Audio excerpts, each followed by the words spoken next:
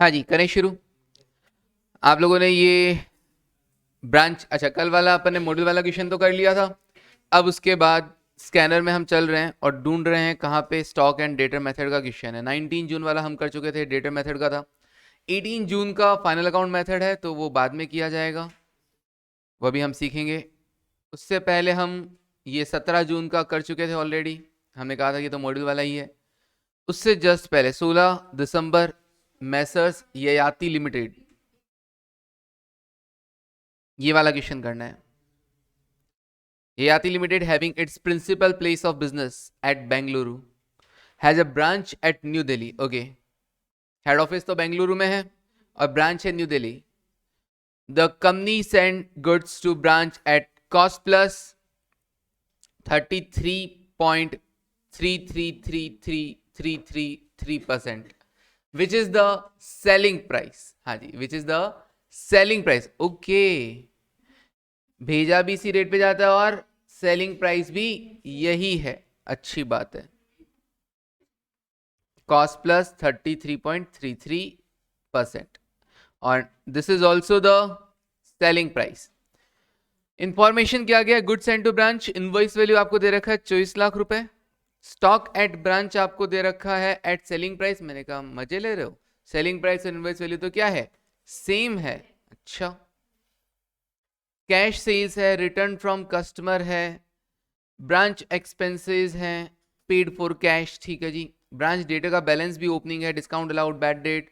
फिर stock at branch closing दे रखा है, ब्रांच डेटा क्लोजिंग दे रखा है, कलेक्शन फ्रॉम डेटर्स भी दे रखा है।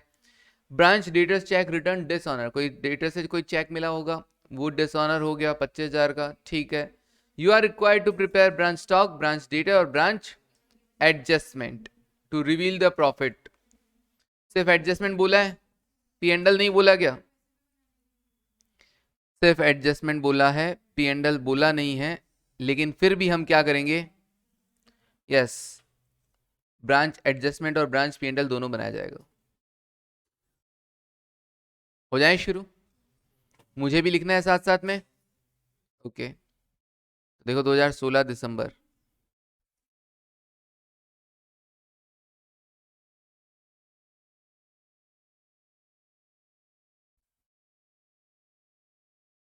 दो हजार सोलह दिसंबर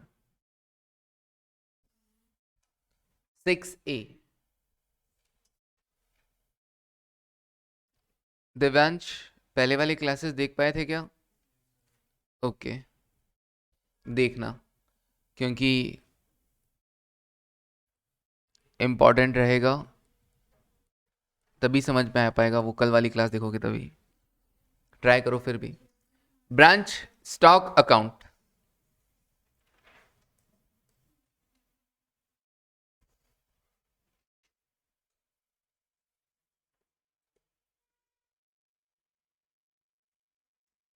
क्या क्या आता है इसमें सर? देखो, स्टॉक का बैलेंस, स्टॉक एसेट होता है दिव्यांश, तो एसेट का बैलेंस डेबिट होता है। तो जब भी स्टॉक बढ़ेगा तो डेबिट साइड में लिखना, स्टॉक कम हो गया तो क्रेडिट साइड में लिखना। To balance brought down, to balance brought down. Opening stock, सबसे पहले हम ओपनिंग स्टॉक लिख देते हैं। स्टॉक एट ब्रांच कितना, 1,20,000। सेलिंग प्राइस कह दो चाहे आईपी कह दो, एक ही बात है यहाँ पर, क्योंकि आईपी ही सेलिंग प्राइस है इस क्वेश्चन में। तो टू बैलेंस ब्रॉट डाउन 1,20,000। अच्छा, ये ब्रांच स्टॉक अकाउंट हम किस पे बनाते हैं? At IP. Stock and debtor method में हम इसे आईपी पे बनाते हैं हमेशा। फिर उसके बाद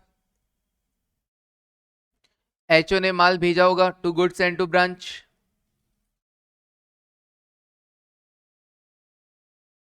to goods and to branch account कितना, goods and to branch 24 lakh रुपए का। तो हम यहां लिख देते हैं, इससे स्टॉक बढ़ गया होगा 24 lakh, 24 lakh goods and to branch. फिर स्टॉक के रिगार्डिंग और कोई चीज, मैंने कहा कैश सेल्स, कैश में माल बेचोगे तो क्या होगा, आपका स्टॉक कम हो जाएगा। तो स्टॉक कम हो जाएगा तो क्रेडिट साइड लिखो। अच्छा, सेल की एंट्री होती क्या है, cash account debit to sales, लेकिन यहां पे क्या होगा, branch cash account debit to branch stock account. पैसा आया, स्टॉक गया, सेल हुआ, तो cash account debit to stock, तो by branch cash, cash sales कितने रुपए, 9 लाख रुपए, 9 लाख रुपए। Okay, return from customer, customer से माल लौट के आया, सेल्स रिटर्न, तो उससे स्टॉक बढ़ा होगा, हाँ सर बढ़ा होगा ना। सर एक बात बताओ, मैंने कहा क्या, लौट के आया तो लिखा हुआ है, क्रेडिट सेल्स कितनी हुई थी वो तो पता ही नहीं है, तो डेट अकाउंट से पता चलेगी इसका मतलब। ठीक है, तो हम एक काम करते हैं, यहाँ पे एक और एंट्री लिख देते हैं और ब्लैंक छोड़ देंगे इसके लिए, ब्रांच डेटर अकाउंट। पता है ना ये वाली कब होती है, जब उधारी बेचोगे तो एंट्री होता है debtor to sales, debtor to sales, तो एंट्री क्या हुआ, branch debtor to branch stock, debtor तो डेबिट हुआ लेकिन सेल्स के लिए क्या हो जाएगा, स्टॉक अकाउंट, तो debt account debit to stock account, किसके लिए, क्रेडिट सेल्स के लिए, क्रेडिट सेल्स। क्रेडिट सेल्स अभी अपने को पता है नहीं, ठीक है जी, डेट अकाउंट बनाएंगे तब पता चलेगा। 2 सेल्स रिटर्न के लिए क्या करोगे, टू ब्रांच डेटर, एंट्री होती है सेल्स रिटर्न टू डेटर, लेकिन सेल्स रिटर्न की जगह यहाँ पे स्टॉक आया, तो stock account debit to debtor account, हाँ जी, तो stock account debit to debtor, sales return, कितना अमाउंट था, 30,000। ओके, फिर उसके बाद ब्रांच एक्सपेंसेस, मैंने कहा एक्सपेंसेस का स्टॉक में क्या काम, डेटर बैलेंस का स्टॉक में क्या काम, डिस्काउंट अलाउड बैड डेट कोई काम नहीं, क्लोजिंग स्टॉक दे रखा है 2,40,000, वो लिख देंगे हम। ओके, 2,40,000, और कुछ है क्या स्टॉक के रिगार्डिंग, नहीं सर, क्लोजिंग बैलेंस है 2,40,000, और कुछ आइटम नहीं है।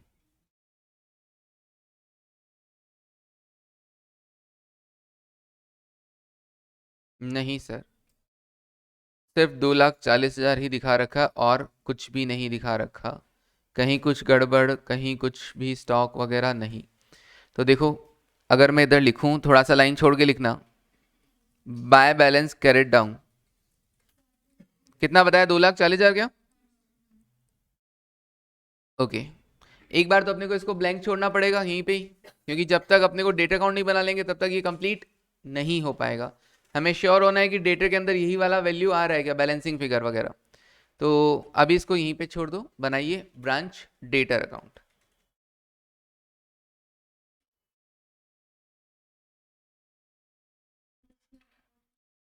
Branch debtor account,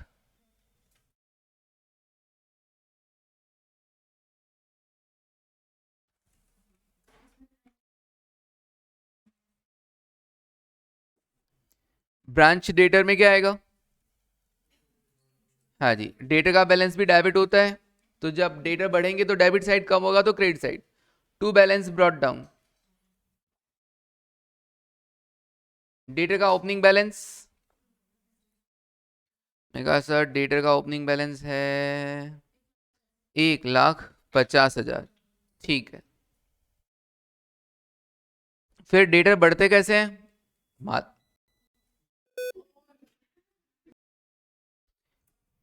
branch debtor में, हाँ जी सुनो, ब्रांच डेटर में और क्या आएगा, सर हमने डेटर बढ़ेंगे कैसे, माल बेचा, तो माल बेचने का एंट्री क्या होगा, debtor account debit to sales, sales के क्या आएगा, स्टॉक, तो ब्रांच स्टॉक, डेटर बढ़ गए स्टॉक कम हो गया, डेटर बढ़ गए स्टॉक कम हो गया, क्रेडिट सेल्स, क्या तुम्हारे पास क्रेडिट सेल्स है, नहीं सर, यही तो ढूंढना है। ओके, टू ब्रांच स्टॉक, अच्छा और क्या होगा डेटर में, डेटर कम कैसे होंगे, सर सेल्स रिटर्न के लिए हम क्या लिखेंगे, by branch stock account, sales return to debtor, sales return to debtor, sales return के लिए स्टॉक बढ़ा टू डेटर, कितना था सेल्स रिटर्न का अमाउंट, 30,000। ओके, डेटर में और क्या आता है? बैड डेट हो गया, डिस्काउंट हो गया, कैश कलेक्शन हो गया, सब दे रखा था क्या? देखते हैं, डिस्काउंट अलाउड भी है, बैड डेट भी है, कलेक्शन फ्रॉम डेटर भी है, और चेक डिसऑनर भी है। 4 आइटम है, और फिर क्लोजिंग बैलेंस भी है। 5 आइटम लिखने हैं टोटल अपने को। Bye discount allowed 5000, bye discount allowed 5000, by bad debt कितना? 7500। ओके, 7500। बाय कलेक्शन तो बाय ब्रांच कैश अकाउंट,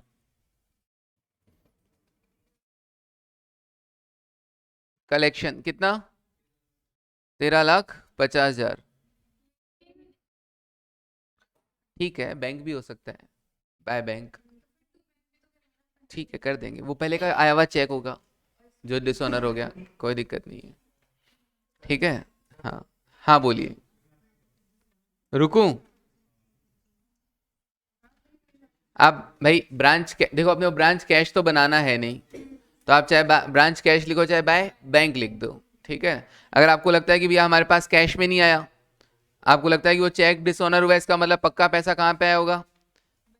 हाँ, कैश में नहीं आया होगा, बैंक में आया होगा, तो आप यहाँ पे बाय बैंक भी यूज कर सकते हैं। कौन देखने वाला है? ना तो आपसे यहाँ पे कोई कैश अकाउंट पूछेगा, ना ही यहाँ पे आपसे, हाँ वो उसमें पूछते हैं। कहाँ पे? डेटर मेथड में। वहाँ पे अपन बनाते हैं ना, पेटी कैश भी बनाते हैं, कैश भी बनाते हैं, वहाँ पे ध्यान रखना। ओके, तो डिस्काउंट अलाउड आ गया, बैड डेट आ गया। अच्छा, वो चेक डिसऑनर हुआ है टू बैंक, 25,000 का था क्या? हाँ जी, cheque dishonour, cheque dishonour 25,000। Cheque dishonour होगा तो डेटर बढ़ जाएंगे, तो हमने डेबिट साइड में लिख दिया। अच्छा, closing balances, by balance carried down कितना? 182,500। ओके, चेक करो देखो, 14 लाख कंप्लीट। ओके, 14 लाख का बैलेंसिंग फिगर आया, वो था क्रेडिट सेल्स।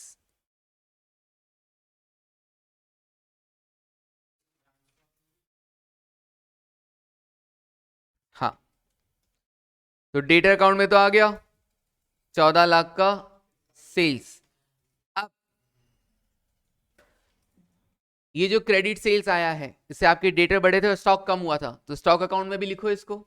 स्टॉक अकाउंट में खाली छोड़ के आए थे तुम, 14 लाख लिखना है, वहां पे बाकी है, तो देखो स्टॉक अकाउंट में यहां पे लिख दीजिए, यस 14 लाख रुपए। कहां से आए ये 14 लाख रुपए? डेटर अकाउंट से। ओके, अब देखो स्टॉक अकाउंट के अंदर कोई बैलेंस बच रहा है क्या? 10,000 का बच गया। किस तरफ बचा है?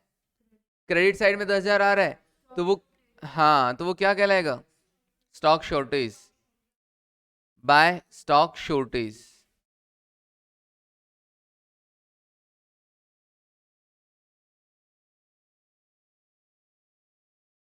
बाय स्टॉक शॉर्टेज 10,000 रुपए कम पड़ गए।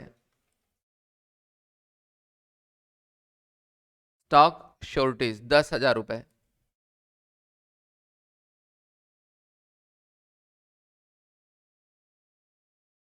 हाँ बोलो, हो गया यहां तक? लिख लिया? ओके, स्टॉक अकाउंट भी हो गया, डेटर अकाउंट भी हो गया, और कौन सा बनाने को बोला था उसने? Adjustment account. प्रियांशु लिख लिया? कौन सा 10,000? बैलेंसिंग फिगर से आया ये तो। स्टॉक हो गया, डेटर हो गया, now branch adjustment account, branch adjustment account. अब बंदे ने सिर्फ एडजस्टमेंट अकाउंट बनाने को बोला ना, पीएनएल नहीं बोला ना, तो इन्होंने क्या किया, एडजस्टमेंट के 2 पार्ट कर दिए। जैसे लाइक ट्रेडिंग पीएनएल को मर्ज करते हैं ना, वैसा इन्होंने कर दिया, तो आप भी ऐसा कर दो भले ही। और आप चाहें तो ब्रांच एडजस्टमेंट अलग दिखा दो, और ब्रांच अलग अलग दिखाना है, अलग अलग दिखा दो। हाँ, उसमें भी कोई बुराई नहीं है, ट्रेडिंग पीएनएल साथ में दिखाते ही हैं अपन।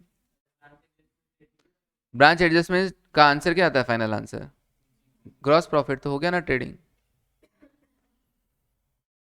ओके, ब्रांच एडजस्टमेंट में क्या क्या आएगा?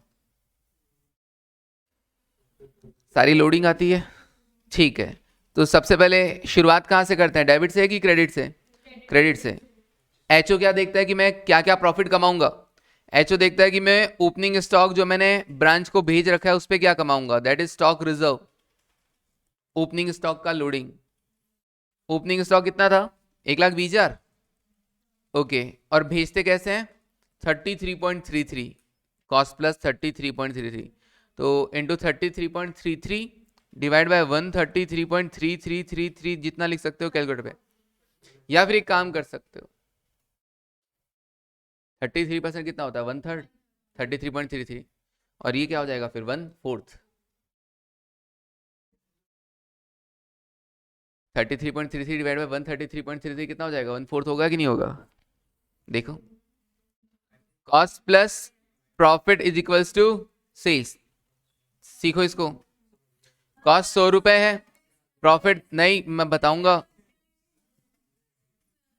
ये आ गया दिस वन।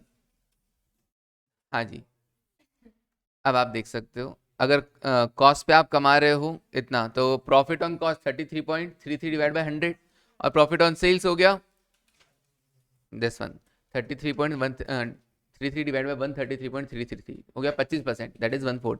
या फिर आप इसको ऐसे भी कर सकते थे, कॉस्ट 100 रुपए, अच्छा 33.33% को आप क्या लिखते हो? 1/3 लिखते हो कि नहीं लिखते हो? 1/3 का मतलब क्या होता है सिया? कॉस्ट पे हम कमा रहे हैं 1/3, 33.33% मतलब 1/3। तो ये कह दो चाहे ये कह दो, एक ही तो बात है। तो कॉस्ट पे हम कमा रहे हैं 1/3, इसका मतलब क्या हुआ पता है? कि कॉस्ट 3 रुपए है और प्रॉफिट 1 रुपए। कॉस्ट पे 1/3 कमाने का मतलब है कॉस्ट 3 रुपए और प्रॉफिट 1 रुपए, तो सेल्स कितना हो गया? तो 1/4 हुआ कि नहीं हुआ? नहीं, तुम तो जाओ, आगे जाओ तुम तो। हाँ, चलो, ओके, 1/4 कितना आया? 30,000। ठीक है, तो ओपनिंग स्टॉक पे तो हम क्या कमाएंगे? 30,000 कमाएंगे। ऐसा लग रहा है किसको? एचओ को, कि ब्रांच के पास जो ओपनिंग स्टॉक है वो इस बार बिक जाएगा, उस पर हम 30,000 कमा लेंगे। और क्या कमाएंगे? जो माल भेजा था, गुड्स एंड टू ब्रांच, कितना भेजा था माल? ओके, 24 लाख। उस पर क्या कमाएंगे? यही कमाएंगे, 33.3333 डिवाइड बाय 133.3333, कितना? 6 लाख, या यूं कहूं इंटू 1/4। ओके, तो ओपनिंग पे 30,000 कमा लूंगा, गुड्स एंड टू ब्रांच जो माल भेजा था उस पर 6 लाख और कमा लूंगा। ठीक है जी, अब ये तो बात हुई कमा लूंगा। अच्छा एक बात बताओ, इनवॉइस प्राइस से ज्यादा में बेचा क्या? नहीं, अगर वो होता तो वो भी यहाँ पे कमाने में लिखा जाता। कोई लोकल परचेज हुई क्या? नहीं, वरना वो भी यहाँ पे देख लेते कि भैया वो भी हम कमाएंगे, तो भैया अभी तो हम इतना ही कमाएंगे, और माइनस कर देते हैं क्या? जो हम नहीं कमा पाए। क्या क्या नहीं कमा पाए? ये देखो, स्टॉक शॉर्टेज हो गया था 10,000 का, इसका लोडिंग अमाउंट ये नहीं कमा पाए अपन। Stock shortage, abnormal loss, like abnormal loss बताया था ना, तो एबनॉर्मल लॉस का लोडिंग वाला अमाउंट तो यहाँ पे आएगा ही आएगा। ओके, कॉस्टिंग वाला पीएनएल में जाएगा। तो स्टॉक शॉर्टेज 10,000 रुपए का था, इस 10,000 में से हमने सोचा था भैया हमने 10,000 का माल भेजा तो हम कमा लेंगे, लेकिन वो तो पता नहीं चूहे खा गए। तो 10,000 पे क्या कमाने वाले थे हम? 33.33 अपॉन 133.33, 1/4 कितना? 2500 रुपए। अब ये 2500 नहीं कमा पाएंगे हम लोग। ओके, और क्या नहीं कमा पाएंगे सर? क्लोजिंग स्टॉक बचा हुआ होगा, वो नहीं कमा पाएंगे। क्लोजिंग स्टॉक पे stock reserve, to stock reserve, loading on closing stock, closing stock कितना आया था? 240,000। ओके, उन्होंने बता रखा था क्या? ठीक है, 240 पे क्या नहीं कमा पाए हम? 60,000। ओके, तो कितना आ रहा है आपका? बस हो गया क्या ब्रांच एडजस्टमेंट? 567,500 कहाँ जाएगा? To branch P and L. ये आ गया हमारा gross profit, 567,500।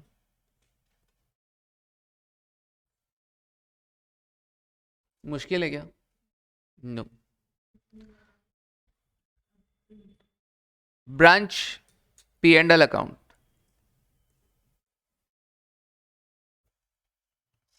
Branch P and L account, debit, credit, क्या ऐसे मक्खन की तरह चल रहा है ना आज, बिल्कुल भी स्टॉप नहीं। Branch P and L account, हाँ ये सब तुम लोगों की प्रे ही है। ब्रांच सबसे पहले क्या आएगा? ग्रॉस प्रॉफिट ना, ग्रॉस प्रॉफिट का बैलेंस, हाँ ट्रेड एडजस्टमेंट अकाउंट से कितना अमाउंट? 567500। अब यहाँ पे क्या आएगा? नॉर्मल खर्चे, और क्या है? जैसे कि सर सबसे पहले तो वो एबनॉर्मल लॉस वाला लिख दो, स्टॉक शॉर्टेज। हाँ जी, टोटल 10,000 का था, उसकी कॉस्टिंग वाला पार्ट यहाँ पे लिखना है। कॉस्टिंग कितनी? 100 रुपए आउट ऑफ 133.33, कितना हुआ? 7,500। सर और तो वो डेटर वाले चीजें, कोई बैड डेट है, कोई डिस्काउंट अलाउड है? ओके, बैड डेट कितना था? 7,500, डिस्काउंट अलाउड 5,000।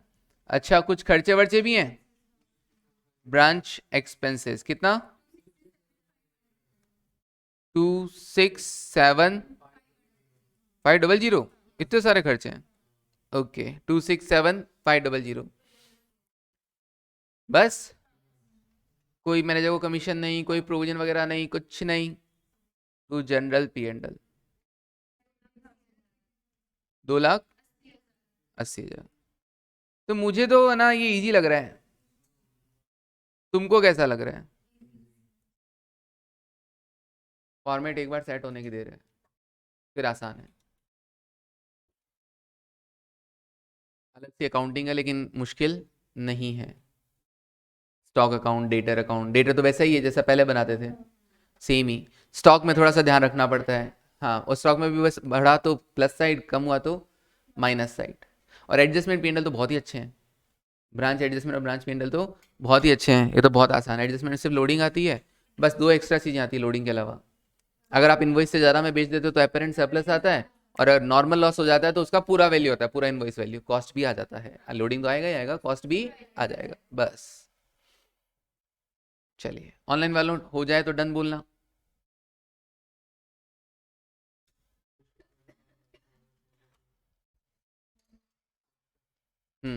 ओके मुस्कान डन, ओके काजल डन, हाँ रुको, ओके नलिन, हर्ष, अक्षिका, नेहा, सलोनी, चलो सबको समझ में आ गया होगा। ओके मिशिका, इससे जस्ट पहले और चलते हैं। आज इतना धीरे क्यों कर रहे हो? कोई बात नहीं, नोट तो फटाफट करो, समझ में तो वैसे ही नहीं आ रहा है, ठीक है? हाँ, घर पे जाके पढ़ा नहीं होगा, बस। तो समझ में नहीं आने का रीज़न यही होता है कि आप घर पे एक बार रिकॉल नहीं कर पाते, फिर धीरे धीरे उससे मन उठ जाता है, वो टफ लगने लग जाता है। क्या?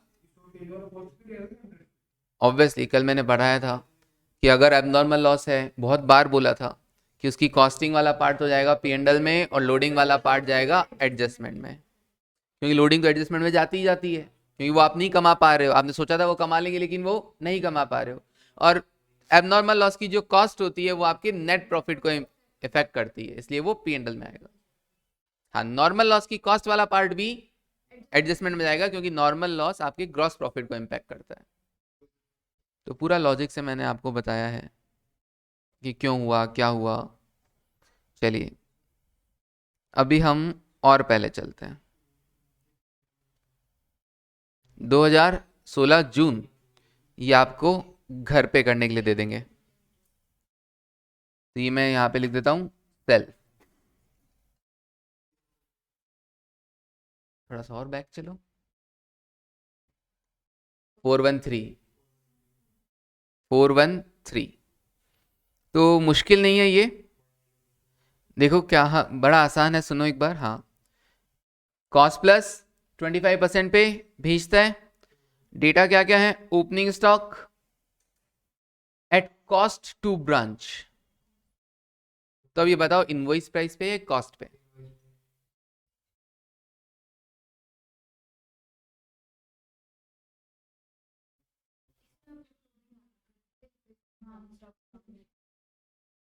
ब्रांच स्टॉक अकाउंट के अंदर ओपनिंग 4 लाख आएगा या 4 लाख प्लस 25% आएगा? ओके, तो सिर्फ 4 लाख आएगा सर। क्यों आएगा? कॉस्ट टू ब्रांच, ब्रांच के लिए कॉस्ट है। एचओ तो इनवॉइस प्राइस है ना, एचओ ने तो क्या किया, कॉस्ट में प्रॉफिट जोड़कर भेजा। तो branch to cost, sorry cost to branch बोले ना तो समझ जाना कि ये ब्रांच के लिए कॉस्टिंग है, बट एचओ के लिए तो इनवॉइस प्राइस है। तो ये एक्चुअली क्या है, ये एचओ के हिसाब से इनवॉइस प्राइस ही है। कॉस्ट प्लस 25% ही ब्रांच के लिए क्या है, कॉस्टिंग है। ओके, क्योंकि ब्रांच को तो माल इतने का ही प्रोवाइड करवाएगा 125 रुपए का, तो कॉस्ट टू ब्रांच लिखे तो समझ जाना कि भैया 125 रुपए ही है, ये इनवॉइस प्राइस ही है। क्लियर? ओके, तो एक चीज ध्यान रखना, goods send to branch at invoice price, ठीक है। Loss in transit abnormal loss हो जाएगा, पिलफ्रेज एबनॉर्मल लॉस हो जाएगा। ओके, सेल्स, ठीक है जी, सेल्स की एंट्री कर देंगे। कुछ बोला नहीं है कि कैश सेल्स या क्रेडिट सेल्स, तो हम क्या मान लेंगे, क्रेडिट सेल्स ही मान लेंगे। हाँ जी, और आईपी पे ही है, कुछ बोला तो है नहीं कितना ज्यादा मैं बेचा, तो आईपी पे ही। खर्चे दे रखे हैं, ठीक है जी, P&L में लिख देंगे। क्लोजिंग स्टॉक दे रखा है at cost to branch, again यार ये कॉस्ट टू ब्रांच को इनवॉइस प्राइस क्यों बोल रहे हैं? क्योंकि ये ब्रांच के लिए कॉस्टिंग है, जो ब्रांच के लिए कॉस्टिंग है वो एचओ के लिए तो इनवॉइस प्राइस ही रहेगा। इंश्योरेंस कंपनी से रिकवर्ड हो गया, तो ये तो P&L में दिखा देंगे बाय साइड में, हाँ जी, क्रेडिट साइड में 50,000, या फिर एबनॉर्मल लॉस का जो आप अमाउंट दिखाना चाह रहे हो P&L में उसको कम करके दिखा देना। ठीक है, कितना तो रिकवर हो गया तो नेट लॉस ही दिखाया जाएगा। ओके, कर लोगे ये तो? ठीक है जी, ये घर पे करना है 16 जून सेल। तो हम कौन सा करेंगे सर?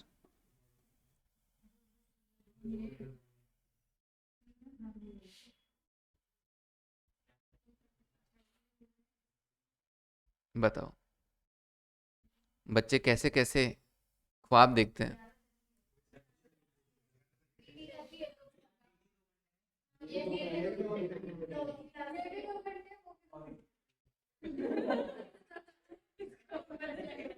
चलिए, ये बीच में 2-4 हमने छोटे छोटे चैप्टर्स है ना, सॉरी क्वेश्चंस है ना, वो छोड़ दिए एक बार, वो हम बाद में देखेंगे। पहले ये बड़ा question 14 December, answer the question, इस क्वेश्चन को कर लेंगे ना तो हमको स्टॉक एंड डेटा मेथड पक्का वाला आ जाएगा। देखो, Tushar limited with its head office in Delhi invoices goods to its branches at Mumbai and Kolkata. तो दिल्ली में हेड ऑफिस है, ब्रांच है मुंबई और Kolkata. At 20% less than the, अच्छा इनवॉइस कैसे किया जाता है, invoices goods at 20% less than the catalogue price, और कैटलॉग प्राइस क्या है, which is cost plus 50%। Okay, एक क्वेश्चन आया था डेटर मेथड में, तो स्टार्टिंग लाइन तो वैसी ही है, विद इंस्ट्रक्शन। अच्छा, इंस्ट्रक्शन क्या दिया, सेम वही लाइन है कि कैश सेल्स आप कैसे करेंगे, at invoice price, but credit sales आप कैसे करेंगे, credit sales at catalogue price less 15% discount on prompt payment. अच्छा, तो हम क्या करेंगे, क्रेडिट सेल्स कैसे कर रहे हैं, कैटलॉग प्राइस पे ही कर रहे हैं, लेकिन आगे क्या बोला इसने, लेस कर देना अगर कोई प्रॉम्प्ट पेमेंट करे, अगर कोई अर्ली पेमेंट करे तो सेल तो आप कैटलॉग प्राइस पे ही करेंगे, लेकिन अगर कोई जल्दी पैसा लाके देता है तो उसको 15% का डिस्काउंट दे देना। देखेंगे, तो लिखो सबसे पहले तो अपने एज्यूम कॉस्ट 100, तो इनवॉइस प्राइस कितना होगा, कैटलॉग प्राइस कितना होगा, का कैटलॉग क्या है, तो लिखो, सो कैटलॉग, हाँ लिखना तो है ना, पिछली बार भी नहीं लिखा था। कैटलॉग प्राइस क्या हो जाएगा? 100 रुपए प्लस 50%। हाँ जी, 100 रुपए और कॉस्ट में 50% जोड़ दो। 100 प्लस 100 का 50%, कितना? 150। और इनवॉइस प्राइस क्या होएगा? हाँ जी, कैटलॉग प्राइस में से at 20% less than the catalogue price. Catalogue price है 150 और उसमें से 20% हटा दीजिए।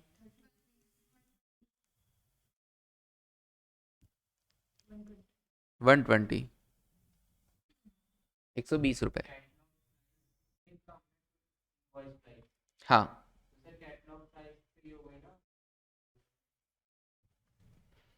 कॉस्ट 100 रुपए, कैटलॉग प्राइस कॉस्ट प्लस 50% है, तो 100 रुपए प्लस 50%, 150, और 150 में से 20% हटा देंगे तो इनवॉइस प्राइस आ जाएगा 20% less than the catalogue price. हाँ जी, आगे बढ़ते हैं। लिख लिया ये तो? Now next,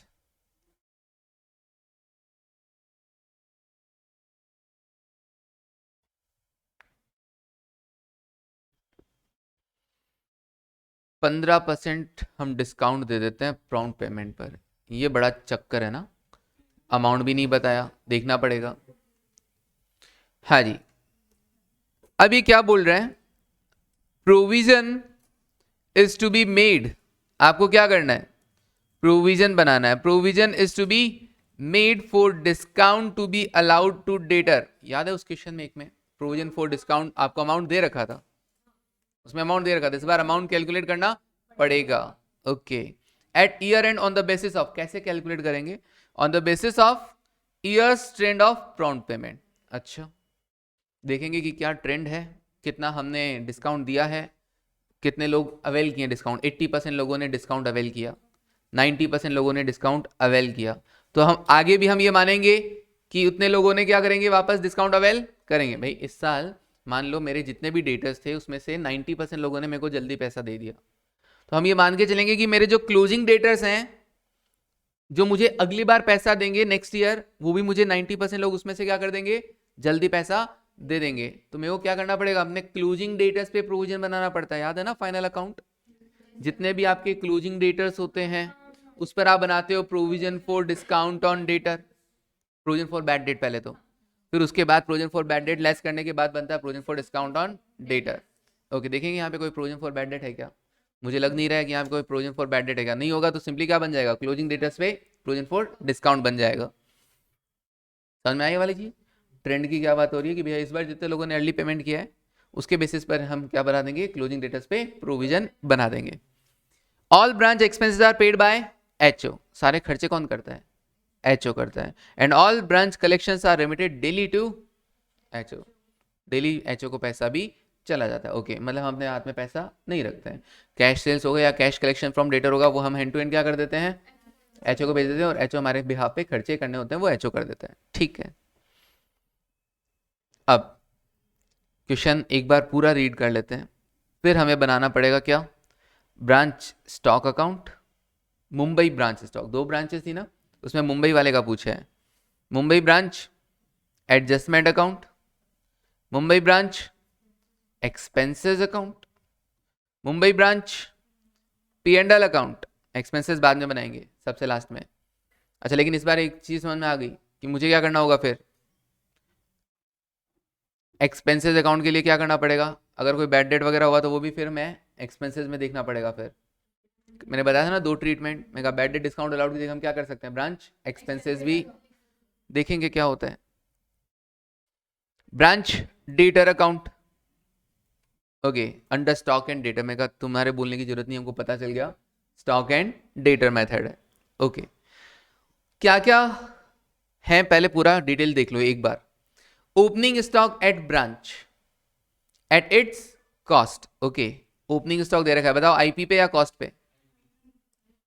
branch at its cost, branch के लिए कॉस्ट है मतलब इनवॉइस प्राइस पे है। ओके जी, ओपनिंग स्टॉक हो गया, ओपनिंग डेटर हो गया है। Goods send to branch at cost to अच्छा, इस बार कॉस्ट किसके लिए है? इसका मतलब ये कॉस्ट पर है। अपने को स्टॉक अकाउंट में किस पे रिकॉर्ड करना होता है? इनवॉइस प्राइस पे। तो हम इसे किस पे रिकॉर्ड करेंगे? इनवॉइस प्राइस पे रिकॉर्ड करेंगे। ठीक है जी, बहुत अच्छा क्वेश्चन है ये, बड़ा भी है और सब कुछ आ गया इसमें, सब कवर है। हाँ, goods received by branch till close of the year. अच्छा, ब्रांच को इतने गुड्स रिसीव हो गए हैं, भेजे कितने थे? सर 1,10,000 तो कॉस्टिंग पे है। अगर मैं इसका आईपी कैलकुलेट करूं तो 1,10,000 इंटू कॉस्टिंग 100 रुपए, same should be divided and multiply what should be calculated. IP कितना आपका? 120, 132,000। उसके पास पहुंचा कितना? सिर्फ 127। 5,000 कहाँ गए? Goods in transit. अभी भी क्या है? रास्ते में है, अभी भी रास्ते में। तो उनका हिसाब वैसे देंगे कि भैया 5,000 अभी भी रास्ते में, क्योंकि जितना माल भेजा उसका हिसाब तो देना पड़ेगा ना। कितना बिक गया, कितना अभी भी क्लोजिंग स्टॉक में पड़ा है, कितना एबनॉर्मल लॉस हो गया और कितना अभी भी रास्ते में। तो दिखाएंगे उसको एज क्लोजिंग स्टॉक ही दिखा देंगे, एज अ क्लोजिंग स्टॉक ही दिखा देंगे भैया। लेकिन वो हमारे अभी हमारे पास क्या है? इन हैंड नहीं है, वो क्या है? इन ट्रांजिट है। एक तो होता है गुड्स इन हैंड, एक होता है गुड्स इन ट्रांजिट। तो वो क्या है? गुड्स इन ट्रांजिट है। Okay okay, now next, transfer from Kolkata to Mumbai branch at catalogue price. अच्छा, कैटलॉग पे हुआ है, हम तो इनवॉइस प्राइस पे बनाते हैं, तो इसको भी कैटलॉग को वापस किस पे लाना पड़ेगा? इनवॉइस पे। वही, हाँ जी, नहीं, हम बना रहे हैं मुंबई। तो transfer from Kolkata to Mumbai मतलब मुंबई हम रिसीविंग है, रिसीविंग के डेबिट साइड में लिखा जाता है और ट्रांसफरिंग के क्रेडिट साइड में लिखा जाता है। ओके, लेकिन किस वैल्यू से? ये 75,000 तो कैटलॉग प्राइस है, तो 75,000,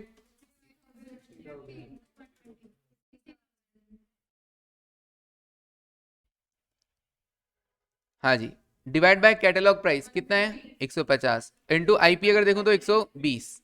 ओके, ये तुमको रूल पता है ना, same should be divided and multiply what should be calculated. Okay, कितना आया? 60,000। ठीक है जी, तो क्या हो गया? ठीक है, आगे बढ़ते हैं। Transfer to Kolkata branch from Mumbai, Kolkata से मुंबई में। अभी अगेन 2 बार हो गया क्या? अच्छा, ट्रांसफर टू कोलकाता, इस बार हाँ हमने ट्रांसफर किया है। ओके, हम ट्रांसफरिंग है तो हमारे क्रेडिट साइड में आएगा। इस बार भी कैटलॉग पे है, तो इस कैटलॉग को वापस आईपी में बदल के देख लेंगे। Okay, 24,000। Goods purchase by Mumbai branch. अच्छा, लोकल सप्लायर से भी खरीदा, लोकल परचेज भी आ गया इस क्वेश्चन में। तो वाओ, इसमें इनवॉइस प्राइस से ज्यादा में भी बेच रहे हैं, लोकल परचेज भी है, सब है। ठीक है ना? अब लोकल परचेज तो तुम कॉस्टिंग पे करोगे, बट अपने को तो आईपी पे लिखना होता है, तो वो 20 रुपए अलग से लिखने होंगे, loading branch adjustment. Okay, closing stock in hand, जो आपके पास क्लोजिंग स्टॉक इन हैंड है एट ब्रांच आउट ऑफ, अच्छा, उसमें से 6,000 रुपए की तो वो गुड्स है जो लोकल परचेज आपने किया था। Okay, closing stock in hand at branch.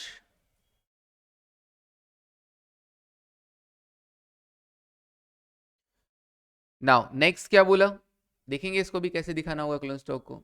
ठीक है ना? क्लोजिंग स्टॉक में मतलब 3 कैटेगरी हो गई है, गुड्स इन ट्रांजिट हो गया, गुड्स इन हैंड हो गया, और गुड्स इन हैंड में भी क्या हो गया? एक जो एचओ से आया था वो, और एक लोकल परचेज वाला हो गया है। ठीक है, नेक्स्ट, कैश सेल्स दिखा देंगे, क्रेडिट सेल्स दिखा देंगे, goods return by credit customer to branch, ये भी दिखा देंगे, सेल्स रिटर्न। हाँ जी, अब तक दिखाए ना अभी तो, सेल्स और सेल्स रिटर्न। तो फिर क्रेडिट कस्टमर ने एचओ को भेज दिया डायरेक्ट। मैंने कहा अच्छा, हम ये मानेंगे कस्टमर ने हमको भेजा और हमने एचओ को भेजा है। ठीक है जी, कस्टमर ने हमको भेजा होगा सेल पर, हम एचओ को भेजेंगे आईपी पर। हाँ, दिमाग घूमने वाला है पूरा अच्छे से। हाँ, पूरी अच्छी वाली कसरत होने वाली है, दिमाग की पूरी एक्सरसाइज मस्त वाला। Goods return by branch to HO. अच्छा, ब्रांच ने एचओ को ऊपर भी तो लौटाया था, ऊपर नहीं लौटाया था क्या? Goods, return by credit customer to HO था 11th वाला पॉइंट। तो ब्रांच डेटर जो हैं वो एचओ को माल लौटा रहे हैं। तो ब्रांच डेटर पहले हम मानेंगे ब्रांच को लौटाया और फिर ब्रांच ने एचओ को लौटाया। फिर goods return by branch to HO, ये ब्रांच ने क्या किया, एचओ को डायरेक्ट लौटा दिया। ठीक है, goods send to branch credit side में आ जाएगा। अभी देखेंगे दो बार होगा ना, एक ट्रांजेक्शन तो क्या हो गया, ब्रांच के डेटर ने ब्रांच को लौटाया तो सेल्स रिटर्न, एक फिर ब्रांच एचओ को लौटाएगा तो गुड्स रिटर्न। ठीक है, सेल वैल्यू पे कस्टमर ने अपने को सेल वैल्यू पे लौटाया और अपन क्या करेंगे, वापस लौटाएंगे तो आईपी पे लौटाएंगे, क्योंकि बंदे ने अपने को आईपी पे दिया था तो अपन भी उसको भी वापस एचओ को आईपी पे देंगे। हमने अपने डेटे को सेल पे भेजा था तो वो उससे लेंगे भी कितने पे, सेल पे लेंगे। हाँ ऑब्वियसली। हाँ, next, cash remitted by credit customer directly to branch. Okay, हमारे ब्रांच के डेटर ने हमको पैसा दिया तो वो कलेक्शन ही तो हो गया एक तरीके से। ठीक है, कैश कलेक्शन है, लिख देंगे डेट अकाउंट के अंदर by branch cash. Cash remitted by credit customer to HO, अच्छा एचओ को भेज दिया तो हम, उसने हमको दिया, हमने एचओ को दे दिया। ठीक है, okay. Discount allowed to debtor, ठीक है, डिस्काउंट अलाउड, इस बार हमने इतना डिस्काउंट अलाउ किया है, इसका मतलब इतने लोगों के हिसाब से अपने को प्रॉम्प्ट पेमेंट पता चल जाएगा, डेटर्स के अकॉर्डिंग पता चल जाएगा, देखेंगे। Loss of goods by fire, abnormal loss, invoice price 3,000 रुपए, जिसमें से 80% of cost was recovered from insurance company. Cost का 80%, नॉट इनवॉइस वैल्यू का। 3,000 रुपए इनवॉइस प्राइस है, कॉस्ट का 80% रिकवर हो गया, तो पहले कॉस्ट देखेंगे और फिर कॉस्ट का 80% इंश्योरेंस कंपनी से देख लेंगे, वो देख लेंगे, ब्रांच पी में आ जाएगा, टेंशन नहीं। Loss of goods at branch through normal pilferage, अच्छा पिलफ्रेज छोटी मोटी चोरी को ये क्या मानते हैं, नॉर्मल, बोल रहे हैं नॉर्मल पिलफ्रेज, वैसे पिलफ्रेज अब नॉर्मल होता है बट ये बोला नॉर्मल, मतलब ये नॉर्मल, अच्छा नॉर्मल लॉस भी आ गया इसमें। हाँ, सब कुछ आ गया सर, और वो भी कैटलॉग प्राइस पे दे रखा है। और उसको अपन क्या करते हैं, एक तो कॉस्ट दिखाते हैं, इनवॉइस प्राइस लोडिंग दिखाते हैं, मतलब दोनों आईपी पे दिखाते हैं। मस्त वाला। ब्रांच एक्सपेंसेस पूरा पढ़ लिया, डायलॉग तो देख के मारा कर, ठीक है। हाँ, जिनके एग्जाम में आया होगा उनका टाइम बच गया होगा, उन्होंने किया ही नहीं होगा। ठीक है, ब्रांच एक्सपेंसेस 9,000 रुपए पे किए हैं और 741 का क्या है, ओके। ब्रांच एक्सपेंस मुझे लगता है केवल इसी के लिए बनाना पड़ेगा, ब्रांच एक्सपेंसेस। हाँ भैया, मैंने अपनी तरफ से बनाया है या आया हुआ ही एग्जाम में, ऐसा कैसा क्वेश्चन पूछते हो तुम सर, एग्जाम में आते हैं कि भैया मैं स्कैनर ही पढ़ रहा हूँ, ऐसे क्वेश्चन पूछोगे तो कैसे लगेगा। कोई कहेगा तुम क्या कर रहे हो, बाद में पूछेगा तो सीए में कर रहे हो, सीएमए की क्या इज्जत रह जाएगी बताओ। हाँ, ब्रांच मैनेजर को क्या मिलेगा, अरे इस बार तो मैनेजर को कमीशन प्रोविजन भी आ गया, कमीशन भी आ गया। अच्छा वो भी आफ्टर चार्जिंग सच कमीशन, वाह तेरी कमी थी। ठीक है, सब आ गया, इसीलिए मैंने इसको स्टार्ट कर लिया, अभी अपने पास 1 घंटा है। ओके,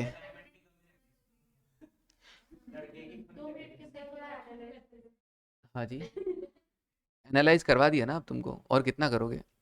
अब सुनो,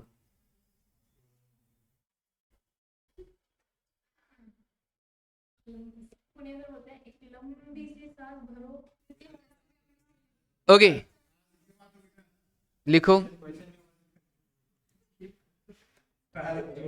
2014 दिसंबर, ओके 14 दिसंबर 3, फटाफट देखो, मुंबई ब्रांच स्टॉक अकाउंट, हाँ मेरे साथ साथ फॉर्मेट बना लो, मुंबई ब्रांच स्टॉक अकाउंट।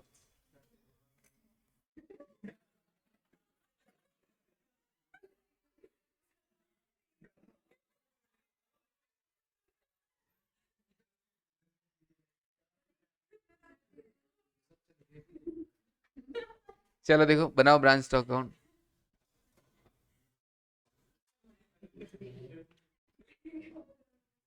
मेरी क्लास तो तुमको वैसे ही फील नहीं आती है कि हाँ कि क्लास चल रही है, हम पढ़ रहे हैं, इसलिए ये तुम्हारे ही कथन वचन थे। अच्छा अच्छा, कोई बात नहीं। टू बैलेंस ब्रॉट डाउन, तुम सो जाओ फटाफट, मैं खत्म करवा दूंगा। To balance brought down stock का ओपनिंग बैलेंस। नहीं, बहुत इंटरेस्टिंग क्वेश्चन है। हाँ जी, चलो जाओ फटाफट देखो।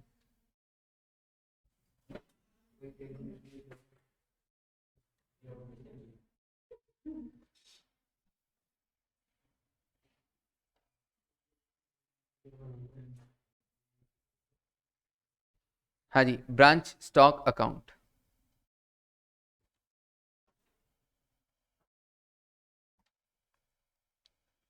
सबसे पहले to balance brought down opening stock 12,000 लिखा हुआ है, अपनी कॉपी में देखते चलना। ओपनिंग स्टॉक अपने फोन में, ठीक है। Opening stock at branch to its cost 12,000 रुपए आईपी पे है, और हमें बनाना भी किस पे होता है स्टॉक अकाउंट? Eight IP. कितना बताया ओपनिंग? 12,000। ओके, फटाफट हो जाएगा, भी देखना। बस थोड़ा सा स्पीड रखना लिखने में, जितना जल्दी लिखोगे उतना जल्दी मैं तुमको छोड़ दूंगा।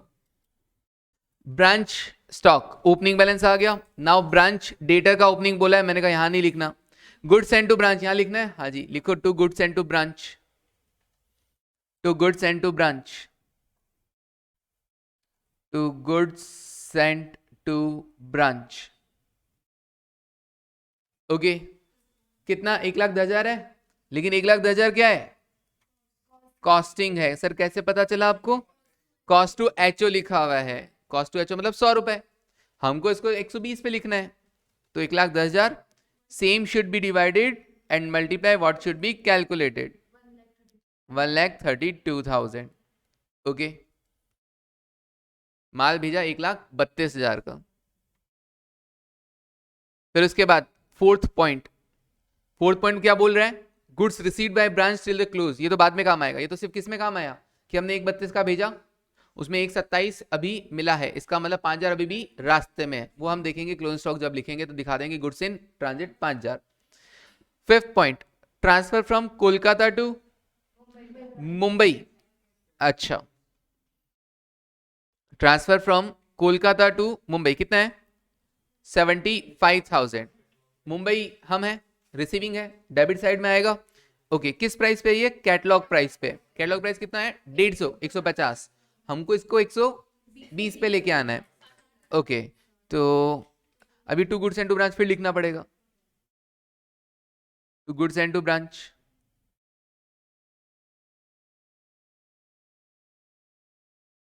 Again to goods and to branch, वही लिखना जाएगा भाई, सॉरी हमको मिला है ना। हाँ, टू मुंबई। तो रिसीविंग के डेबिट साइड के अंदर कितना? 75,000 अमाउंट दे रखा है, ये कैटलॉग पे है ना। Same should be divided, catalogue है 150 and multiply what should be calculated 120। कितना हुआ? 60,000 to goods and to branch. आप ऐसा भी लिख सकते थे अगर आपको प्रैक्टिस हो जाता है तो HO टू मुंबई और देन जो भी था कोलकाता टू मुंबई, 2 बार लिख लो या फिर 2 बार नाम लिख दो, कोई बात नहीं है, एक ही बात। फिर उसके बाद फिफ्थ पॉइंट के बाद sixth, transfer to Kolkata from Mumbai. अच्छा, फ्रॉम मुंबई है तो by goods and to branch. Catalogue पे ये 30,000। Okay, by goods and to branch, by goods and to branch.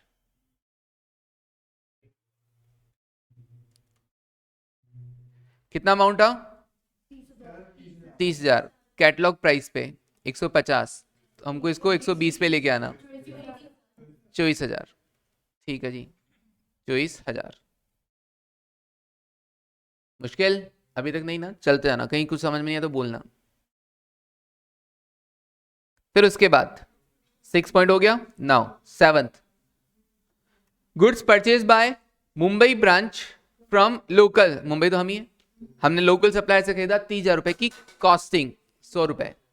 भाई एचओ खरीदे चाहे हम खरीदेंगे तो 100 रुपए पे ही, तो यहाँ पे 100 रुपए के हिसाब से 30,000 रुपए दे रखा आपको।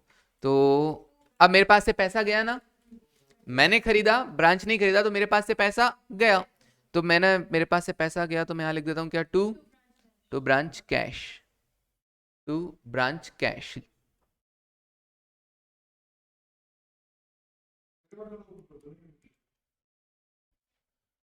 टू ब्रांच कैश, थोड़ा प्रियांशु फटाफट लिख ले, है ना। लोकल परचेज, लोकल परचेज कितने में खरीदा, 30,000 में खरीदा, तो यहां पे तो 30,000 ही आएगा। सर आपने तो यहां पे 100 रुपए लिख दिया, हम तो आईपी पे बना रहे हैं, और आईपी कितना है, 120 रुपए। तो क्या मैं यहां पे 30,000 को 120 में कन्वर्ट कर दूं, नहीं कर सकता, क्योंकि मेरे पास से पैसा तो 100 रुपए के हिसाब से 30,000 ही गया है, पर लिखना तो मुझे यहाँ पे 120 ही है। कुछ भी हो जाए मैं इस साइड 120 ही लिखूंगा, तो अभी 100 लिख दिया, 20 और लिख दो। 20 क्या है, लोडिंग है ना, और लोडिंग के लिए कौन सा अकाउंट, ब्रांच एडजस्टमेंट, तो ब्रांच एडजस्टमेंट अकाउंट। 30,000 इंटू, अच्छा ये 30,000 किस पे है, same should be divided 100, multiply what should be calculated, loading लिखना है ना, 20 रुपए, 6,000,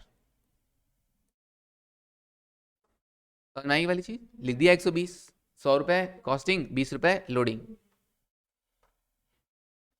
कुछ बच्चे सोच रहे होंगे sir goods and to branch में फिर ऐसे क्यों नहीं लिखा, गुड्स एंड टू ब्रांच में भी आप 100 रुपए को अलग लिखते, लोडिंग को अलग लिखते। मैंने कहा नहीं, क्योंकि जो स्टॉक का मूवमेंट हो रहा है, चाहे एचओ से ब्रांच या एक ब्रांच से दूसरी ब्रांच, वो 120 पे ही हो रहा है, तो हमें वहां पर ऐसा 100 और 20 अलग अलग दिखाने की जरूरत नहीं है। मूवमेंट एक्चुअली किस पे हो रहा है, 120 पे ही हो रहा है, तो हम ऐसा नहीं दिखाएंगे कि 100 अलग दिखा दिया और 20 अलग दिखा दिया। ये तो लोकल परचेज थी, खरीदा 100 में था, इसलिए 20 अलग से दिखा दिया।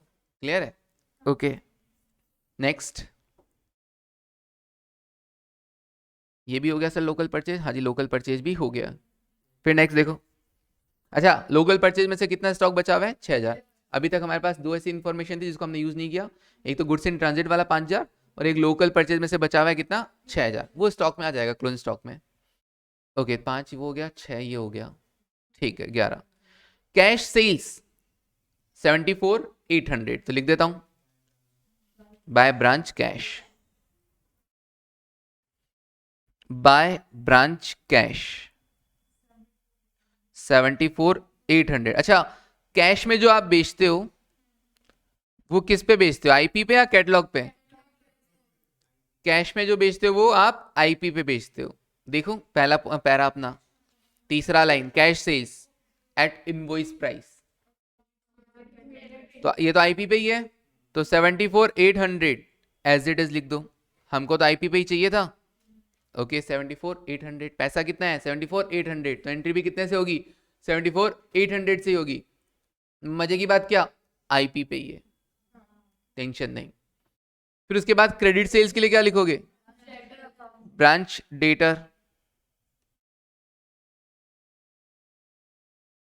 Credit sales, branch debtor credit sales कितना है, क्रेडिट सेल्स 1,45,000, और हाँ ये किस पे करते हो आप, कैटलॉग प्राइस पे। सर कहाँ लिखा हुआ है, पहला para fourth line, credit sales at catalogue price, discount वाला बाद में देखेंगे। कैटलॉग प्राइस से बेचते हो 150 पे बेचते हो, अच्छा क्रेडिट सेल्स है कितनी अपनी, 1,45,000 की है, तो 1,45,000 कैटलॉग, क्या अब इसको मैं 120 में कन्वर्ट करूंगा,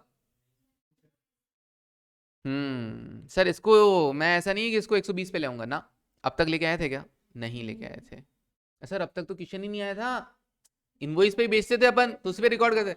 अब एक बात बताओ, मैंने डेटे को माल कितने में बेचा है, 150 में, तो मैं डेटे को डेबिट भी कितने से करूंगा, 150 से करूंगा।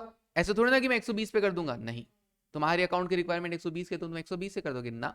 जैसे लोकल परचेज खरीदा था 100 रुपए में, तो तुमने 100 ही रिकॉर्ड किया, फिर उस पर 20 अलग से दिखा दिया। वैसे यहां पर भी तुम 150 पे रिकॉर्ड करोगे, क्योंकि तुमने माल बेचा कितने पे, 150 पे, 1,45,000, तो पूरा 150 पे रिकॉर्ड करोगे। सर फिर ये तो गड़बड़ हो गया ना, इधर 150 आ गया, मैंने कहा इसका 30 रुपए इधर लिख दूंगा तो मामला सेट हो जाएगा ना, ऑपोजिट साइड में लिख दूंगा 30 रुपए तो मामला सेट हो जाएगा। लेकिन उससे पहले सेल्स रिटर्न को भी देख लो। मैंने कहा था सेल्स देखेंगे तो साथ साथ में पहले सेल्स रिटर्न एक साथ में हटा देंगे उसका फिर। तो सेल्स रिटर्न देखो कितना आ रहा है अपना क्रेडिट कस्टमर। सेल्स रिटर्न कितनी है 30 और 15। ये देखो ब्रांच को लौटाया 30 और एचओ को लौटाया 15। ये दोनों ही सेल्स रिटर्न ही है। मेरे को लौटाया तो मेरे को सेल्स रिटर्न, एचओ को लौटाया तो पहले मेरे को सेल्स रिटर्न फिर मैं लौटाऊंगा एचओ को। क्लियर है? तो दोनों सेल्स रिटर्न है। तो दोनों के लिए आप क्या लिख दो, to branch debtor, to branch debtor 30 और 15, 30 और 15, to branch debtor, to branch debtor, to branch debtor. आप चाहें तो दोनों अमाउंट एक साथ लिख दो। कितना है 30 और 15, कितना हो गया 45। एक ही बात है, एक बार टू ब्रांच डेटा लिखूंगा।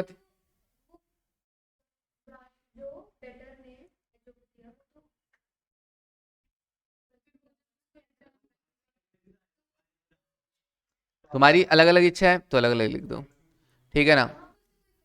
यहाँ पे कोई इंपैक्ट नहीं आना। To branch debtor return, to branch debtor return 30 और 15, कोई इंपैक्ट नहीं आना। भाई मेरे को लौटाएगा तो सेल्स रिटर्न है, एचओ को लौटाएगा तो पहले तो सेल्स रिटर्न है ही ना, उसके बाद लौटाएंगे तो देखा जाएगा, फिर लिख देंगे।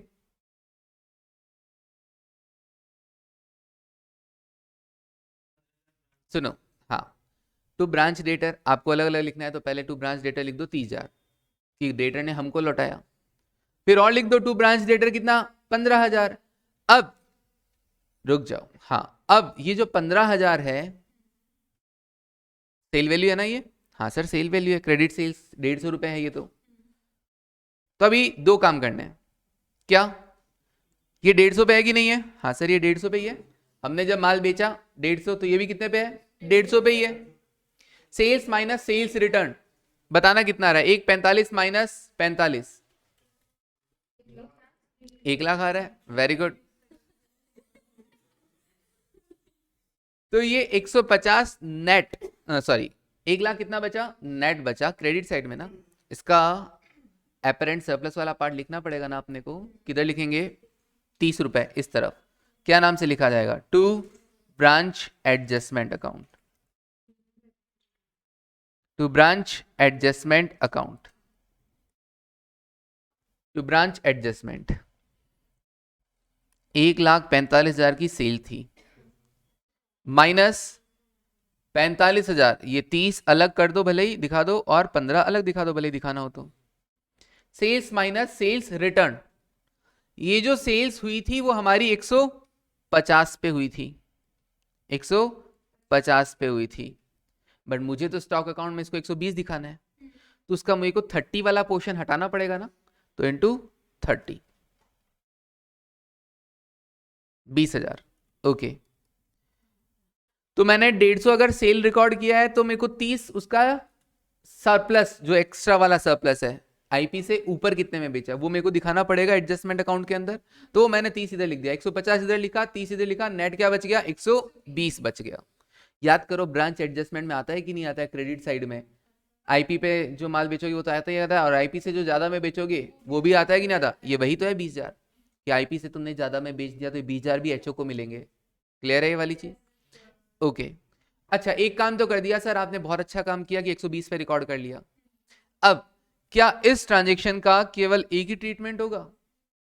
अब ये क्या स्टॉक तुम्हारे पास आके रह गया क्या? नहीं सर ये 15,000 का स्टॉक हमने एचओ को दे दिया और एचओ को जब भी माल देते हैं तो क्या रिकॉर्ड करते हो by goods sent to branch,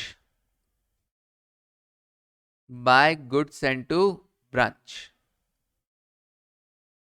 HO हमें देता है तो भी गुड्स सेंट टू ब्रांच, हम एचओ को देते हैं तो भी गुड्स सेंट टू ब्रांच। किस पे? आईपी पे। तो ये 15,000 किस पे है? कैटलॉग प्राइस पे है। अब 15,000 तो 150 पे है तो आईपी कितना 120, 12,000। मस्त क्वेश्चन है ये, कोई चाह के भी ना कर पाया होगा, ठीक है ना। ऐसा क्वेश्चन है ये, फर्स्ट टाइम अगर किसी के सामने आया होगा तो। चलो तो इसके मैंने 2 ट्रीटमेंट कर दिए, क्योंकि जब भी ब्रांच डेटर डायरेक्ट एचओ से डील करेगा तो ऑब्वियसली उसके 2 एडजस्टमेंट होंगे कि ब्रांच डेटा से हमारा और हमारे से एचओ का। ओके, कर दिया हमने ये भी रिकॉर्ड। चलिए और आगे बढ़ते हैं।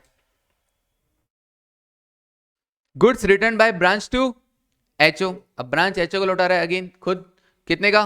24,000 का। तो ये रिकॉर्ड करो, ब्रांच टू एचओ 24,000। तो क्या लिखोगे? By goods and to branch, by goods and to branch. कुछ लिखा है क्या कि आईपी है कि कॉस्ट है? कुछ नहीं लिखा, तो अपन एज इट इज 24,000 लिख दो, क्योंकि हम ये मान लेंगे कि वो आईपी पे ही है। By goods and to branch. फिर उसके बाद बोला कैश रेमिटेड। मैंने कहा कैश रेमिट किया तो भैया स्टॉक अकाउंट में इसका कोई काम नहीं है। चाहे तुमने डेटर हमको दिया हो चाहे एचओ को दिया हो, उसमें स्टॉक का कोई रोल नहीं है। डिस्काउंट अलाउड में स्टॉक का कोई रोल नहीं है। लॉस बाय फायर में स्टॉक का कोई रोल है। तो लिखो loss by fire, by loss by fire कितने रुपए का? इनवॉइस प्राइस कितना है? 3,000। बस यहां पे तो इनवॉइस प्राइस ही लिखना होता है, तो बाय लॉस बाय फायर 3,000 लिख दो।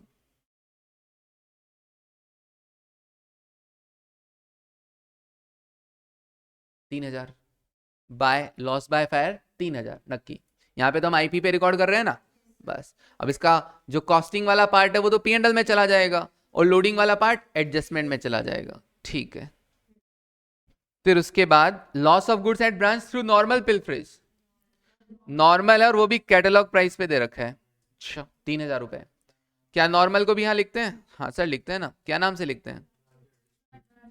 नॉर्मल लॉस पूरा का पूरा आईपी ब्रांच एडजस्टमेंट में जाएगा, तो बाय ब्रांच एडजस्टमेंट लिखना यहां पर और ब्रैकेट में लिखना नॉर्मल लॉस। और फिर इसका कैलकुलेशन दिखाएंगे। 3,000 रुपए है ना, कैटलॉग प्राइस पे है ना, तो same should be divided and multiply what should be calculated invoice price 2400 रुपए इनवॉइस प्राइस आईपी। और ये पूरा का पूरा आईपी एडजस्टमेंट में चला जाएगा। लोडिंग तो जाता ही जाता है, प्लस नॉर्मल लॉस का कॉस्टिंग भी जीपी को इंपैक्ट करता है, इसलिए वो वाला पोर्शन भी। तो कॉस्ट और लोडिंग दोनों मिला के आईपी वो पूरा का पूरा हमने एडजस्टमेंट अकाउंट में डाल दिया है। ओके आगे बढ़ते हैं। हाँ जी, च्युइंगम खा रहे हो आप? गिरा के आ जाओ जाओ, इसीलिए आज दिमाग काम नहीं कर रहा है। सारा दिमाग तो उसको चबाने में लगा हुआ है। तुम घर छोड़ाए होंगे। ठीक है। हाँ सही बोलते हो। ब्रांच एक्सपेंसेस पे किया आउटस्टैंडिंग। आगे देखो ब्रांच मैनेजर, मैंने कहा स्टॉक में कुछ नहीं है ना, ना खर्चा ना मैनेजर का कुछ नहीं, हो गया स्टॉक अकाउंट तैयार, हो गया पक्का। Closing stock. ओके लिखो by balance carried down, by balance carried down. इसमें एक तो हो गया गुड्स इन ट्रांजिट, कितना है रास्ते में? सर 1,32,000 का माल भेजा था। कहां से पता चला था पता है ना? ये 1,32,000 का माल भेजा था उसने। वो बोल रहा है कि 1,27 का ही मिला। कौन से नंबर पॉइंट में बोला था उसने? 4th नंबर पॉइंट में। ओके तो 1,32 माइनस 1,27, बाकी अभी भी रास्ते में कितना? 5,000। इसको इनर कॉलम में लिखूंगा मैं 5,000। अच्छा गुड्स इन हैंड, एक तो हो गया गुड्स इन ट्रांजिट और एक हो गया goods in hand. Goods in hand में भी आउट ऑफ लोकल परचेज, ये मुझे पता है ना। Goods in hand out of local purchase कितना बोला था उसने? 6,000 रुपए। और अच्छा सॉरी, लोकल परचेज कितना दिखा रखा है? 6,000 रुपए। कॉस्टिंग है ये तो कॉस्टिंग को अपने को तो आईपी पे लेके आना है, तो इसको पहले सही करो। 6,000 तो कॉस्टिंग है, तो 100 से डिवाइड कर दो और आईपी से मल्टीप्लाई कर दो 120, कितना हुआ 7200, और थ्रू एचओ, एचओ से कितना आया हुआ है सर? ये तो बैलेंस में ही पता चल पाएगा, नहीं दे रखा। तो अब आप क्या करो, स्टॉक अकाउंट का बैलेंस निकालो, देखो कितना आ रहा है। स्टॉक अकाउंट का बैलेंस देखो कितना आ रहा है।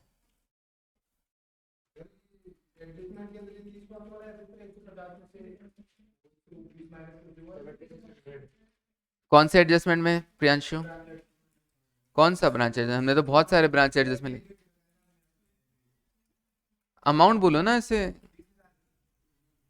हाँ वो तो हमने कब का लिख दिया था। ये इनवॉइस प्राइस से ऊपर जो बेचा आपने, इनवॉइस प्राइस 120 है और आपकी सेल कितनी 150 है, तो 30 रुपए, ये वो है। हाँ जी, बाय बैलेंस कैरेट डाउन कितना आ रहा है 7600। ओके रितिका, प्रेरणा, मुस्कान। हाँ जी, पहले तो आपका बैलेंसिंग फिगर क्या आएगा, सुनो, इसका टोटल में से जब आप आउटसाइड कॉलम्स के वैल्यूज हटाएंगे तो आपके पास कुछ और आ रहा होगा, राइट है ना। और आपने जब सारे लेस कर दिए होंगे, ये दो वैल्यू भी 5000 और 7200 भी लेस कर दिए होंगे, तो आपके पास आया होगा 7600। This one is balancing figure. अब इन तीनों का टोटल लगा के मुझे बताना कितना आ रहा है 19800। ओके,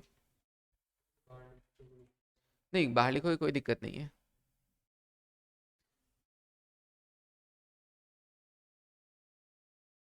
हाँ बोलो।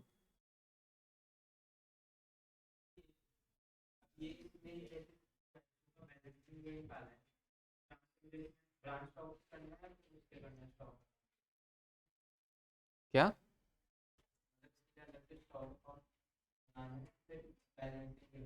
बैलेंसिंग फिगर आ जाएगा ना, क्या दिक्कत है? नहीं होगा। अगर क्लोजिंग बैलेंस दिया हुआ होता तो फिर हम देखते कि शॉर्टेज या सरप्लस है। क्लोजिंग बैलेंस दे ही नहीं रखा, इसका मतलब इस अकाउंट से जो बैलेंस आएगा वो क्लोजिंग बैलेंस से आएगा। कभी आपको बोलते हैं कैश अकाउंट बनाओ, तो आप सारा कैश अकाउंट बनाते हो, लास्ट में क्या आ जाता है, क्लोजिंग बैलेंस दिखाते हो ना। सेम वैसे यहाँ पे भी क्लोजिंग बैलेंस आ जाएगा। ओके, अब बनाइए Mumbai branch debtor account. Mumbai branch debtor account.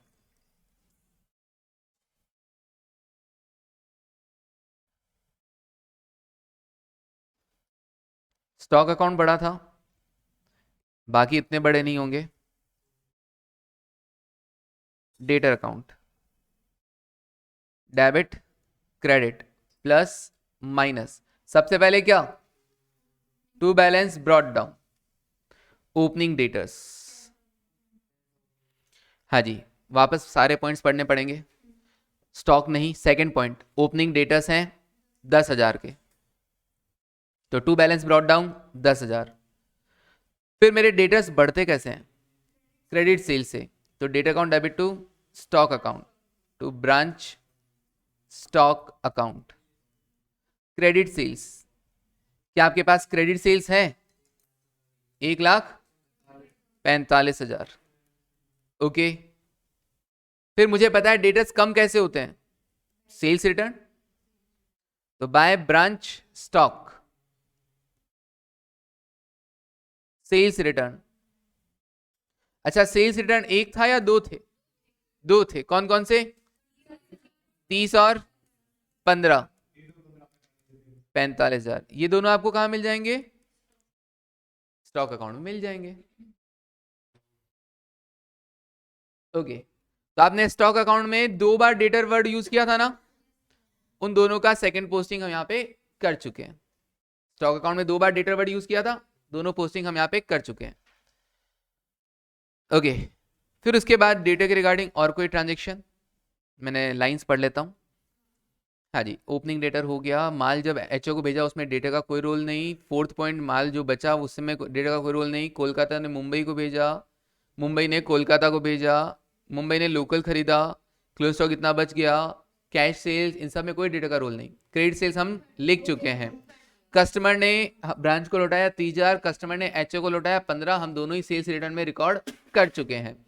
उसके बाद ब्रांच ने एचओ को 24,000 का दिया, उसमें डेटर क्या करे 13 पॉइंट। हाँ, कस्टमर ने पैसा दिया है, हाँ कस्टमर ने पैसा दिया है, रिकॉर्ड करो 45,635 और 40,000 दोनों ही रिकॉर्ड कर दो।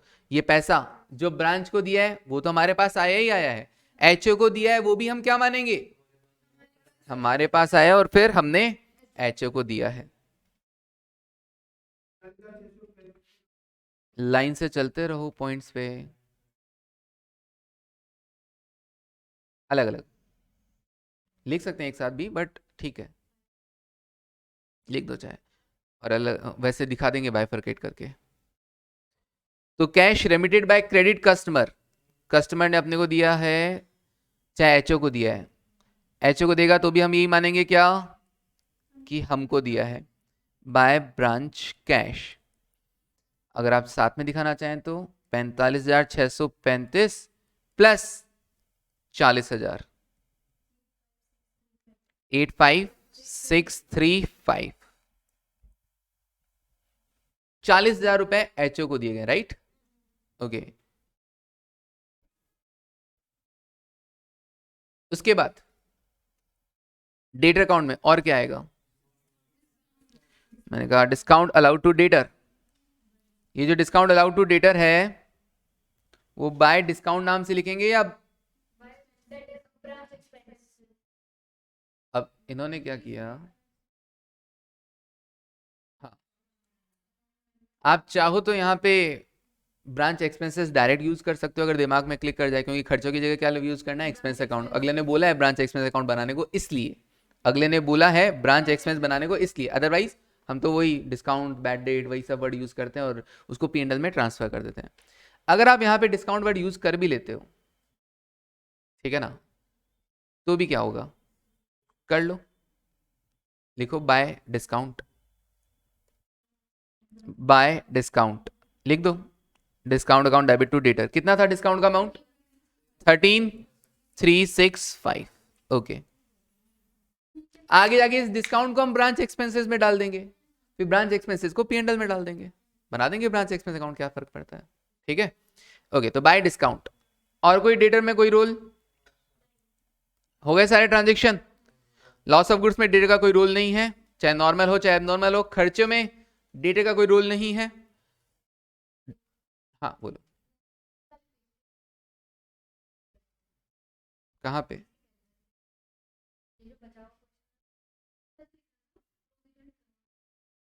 प्रोविजन बनाना है ना डिस्काउंट ऑन डेटर,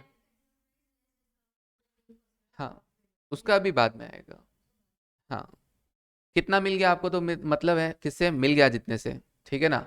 अब हमने सेल भी रिकॉर्ड कर ली कैटलॉग प्राइस से, और वो बोलता है कि 15% लेस करके अपने को मिल जाता है, वो 15% किसको दिया कितनों को दिया वो भी देखना बाकी है।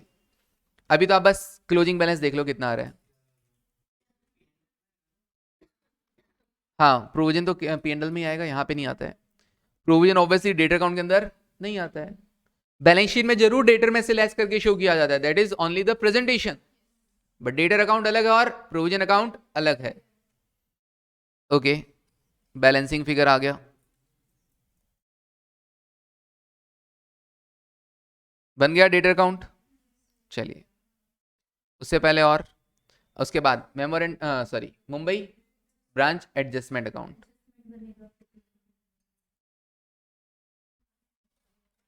मुंबई ब्रांच एडजस्टमेंट अकाउंट,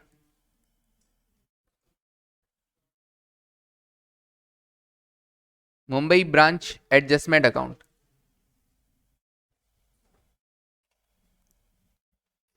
क्या क्या आता है सर यहाँ पे, सारी लोडिंग भरमार है लोडिंग की तो। हाँ जी, सबसे पहले ओपनिंग स्टॉक पर बाय स्टॉक रिजर्व, थोड़ा सा मेरे साथ साथ जल्दी जल्दी लिखेंगे और दिमाग थोड़ा जल्दी जल्दी चलाएंगे। मुंबई ब्रांच है, सबसे पहले ओपनिंग स्टॉक पे, ओपनिंग स्टॉक कितना 1,20,000 गए। हाँ ये देख लो स्टॉक अकाउंट के अंदर सबसे पहले ओपनिंग कितना है 12,000 ही तो है,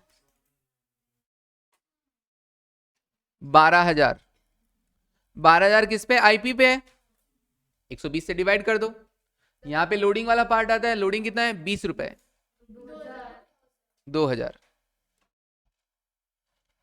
फिर एचओ क्या देखता है, जो माल भेजा, by good send to branch, जो माल भेजा ना उस पे कितना कमाएंगे। हाँ, एचओ भी लाइक पैसा ही पैसा होगा, ठीक है ना, इतना माल, हाँ ठीक है ना, पैसा ही पैसा होगा वाला सीन है ना अक्षय का।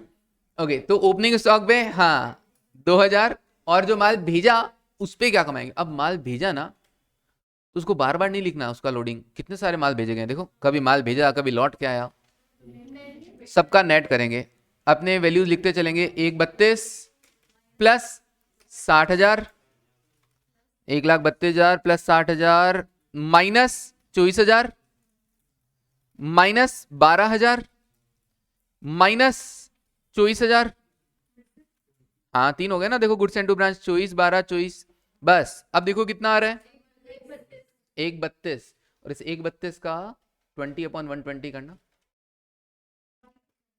करेक्ट, लिख दो by goods and to branch, पूरा प्रॉपर लिखना। सबसे पहला वैल्यू 1,32,000 का माल भेजा प्लस 60,000 का माल भेजा माइनस 24,000 का लौट के आ गया माइनस 12,000 का लौट के आ गया माइनस 24,000 का लौट के आ गया।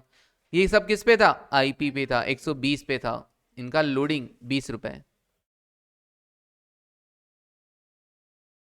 कितना 22,000 हो गया एक बार में। तो जो ओपनिंग था उस पे हम कमाएंगे 2,000, जो माल भेजा नेट उस पे हम कमाएंगे 22,000, और हमने आईपी से ज्यादा में भी तो बेच दिया था, और वो जो हमारी लोकल परचेज थी उस पे भी तो कमाएंगे। हाँ, तो लोकल परचेज पे जो कमाएंगे उसके लिए बाय। आपने ब्रांच स्टॉक में देखो लिखा होगा टू ब्रांच एडजस्टमेंट, अब उनकी बारी आ गई है। कहां कहां आपने स्टॉक में टू ब्रांच एडजस्टमेंट लिखा था, सर मैंने ना डेबिट साइड में एक तो यहां लिखा था 6,000 और एक लिखा था 20,000, ये भी तो कमाएंगे, तो ये भी लिखो 6 और 20, बाय ब्रांच स्टॉक 6,000 और 20,000, बाय ब्रांच स्टॉक अकाउंट 6,000 और, अच्छा अलग अलग दिखाएंगे ना, सॉरी 6,000 अलग दिखाना, इतनी भी कंजूसी नहीं करना कि सब साथ में दिखाएं, 6,000 अलग और ब्रांच स्टॉक अगेन। आप चाहें अपने समझने के हिसाब से तो ये लोकल परचेज वाला लिख देना, और ये वाला एपरेंट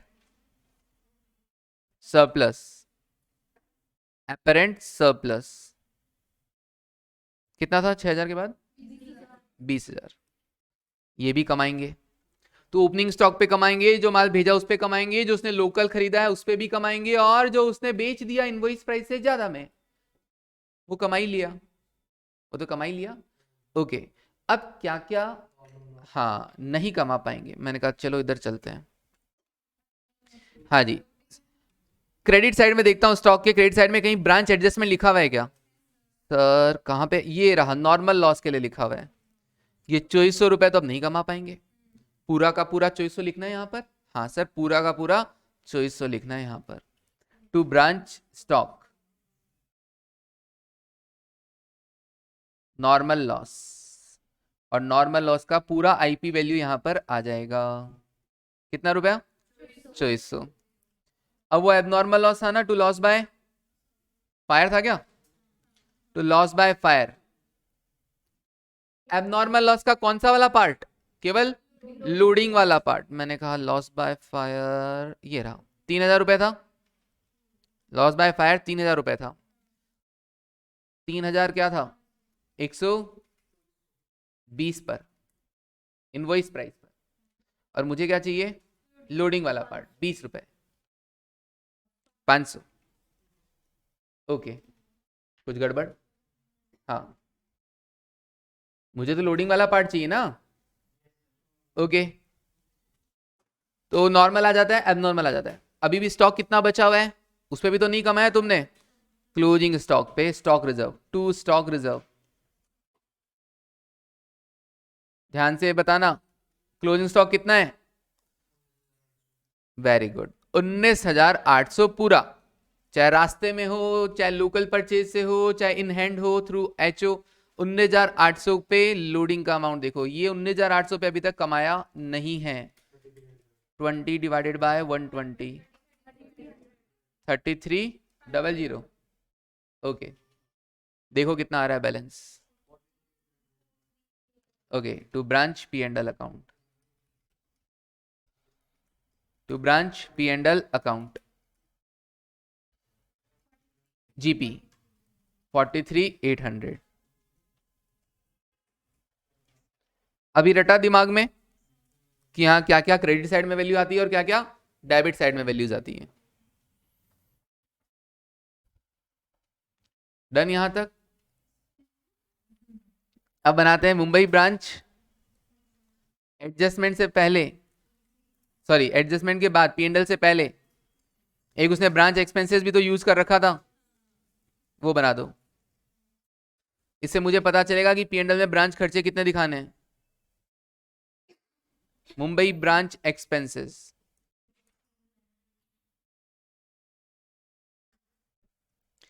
ब्रांच एक्सपेंसेस कितने हुए सर? एक तो वो जो डिस्काउंट था ना, डिस्काउंट हम कब से वेट कर रहे थे, उस डिस्काउंट को कहां डालना है? ब्रांच एक्सपेंस में। तो पहले आपने डिस्काउंट डेबिट किया था ना, अभी डिस्काउंट को क्या कर दीजिए, क्रेडिट कर दीजिए। कितने रुपए का था? 13,365, 13,365, जस्ट लाइक, हाँ, तेरा तुझको अर्पण क्या लागे मेरा, 13,365, ठीक है ना? हाँ जी, ओके। अच्छा, और भी कुछ खर्चे वर्चे हुए हैं क्या? चेक करना, कोई कैश में कुछ खर्चा हुआ है क्या, एक्सपेंसेस?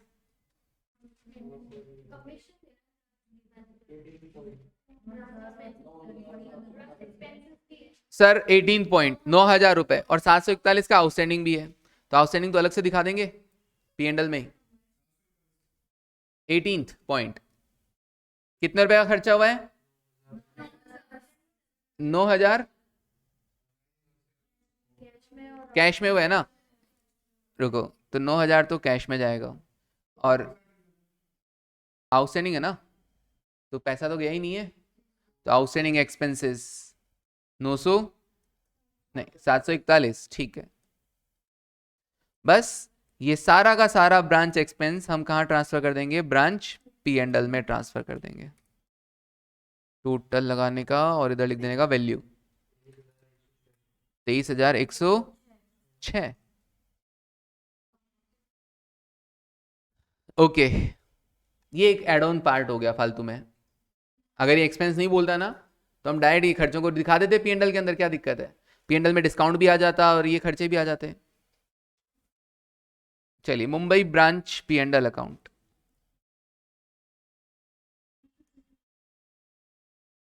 हाँ मुंबई ब्रांच पीएनएल अकाउंट। बड़ा क्वेश्चन है तो नंबर भी 15 नंबर का आया होगा। सबसे लास्ट में करना है इस क्वेश्चन को। वैसे तो आसान है लेकिन टाइम कंज्यूमिंग है। अगर आपने ये पहले कर लिया ना तो आपका टाइम खत्म हो जाएगा, और टाइम खत्म हो गया ना तो बाकी में आप नर्वस हो जाओगे बाकी चीज़ों में। तो ऐसा नहीं करना, पहले छोटे छोटे क्वेश्चन उठाने चाहिए। ब्रांच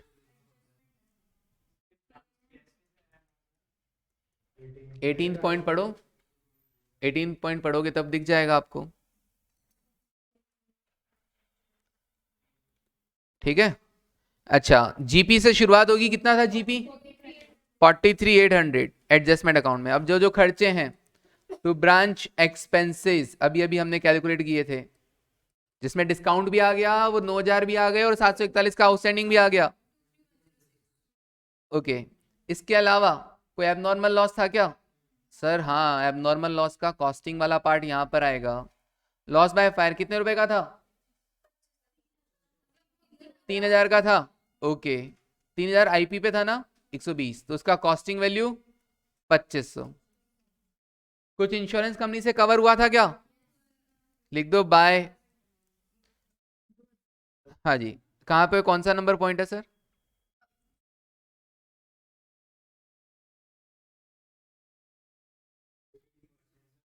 एटी परसेंट कवर, क्या लिखा हुआ है, कवर हो गया है या क्लेम किया है? रिकवर्ड, तो बाय ब्रांच कैश लिख दो। ओके, रिकवर हो गया तब ठीक है, और टू बी रिकवर्ड होता तो सिर्फ इंश्योरेंस क्लेम लिख देता। अच्छा जी, इंश्योरेंस कंपनी ठीक है, कितना अमाउंट? 2,000 रुपए। 80% किसका? कॉस्टिंग का, और कॉस्टिंग कितनी है? 2500। 2500 रुपए का 80%। इनवॉइस का मत कर देना, 3,000 का मत कर देना, कॉस्टिंग का 80%। कॉस्टिंग 2500 लिखा है बाजू में, तो 2500 का 80%। और कुछ? प्रोविजन फॉर डिस्काउंट लिखो, provision for discount on debtors, working note number 1। Okay, दिया है और बनाना भी है। जो डिस्काउंट दे दिया वो तो डिस्काउंट रिकॉर्ड हो गया ना डेटर अकाउंट में, लेकिन क्लोजिंग डेटर्स पे सेम ट्रेंड पे आपको प्रोविजन भी बनाना है। अब यार पता कौन लगाएगा कि इस बार कितने डेटर्स को डिस्काउंट मिल गया?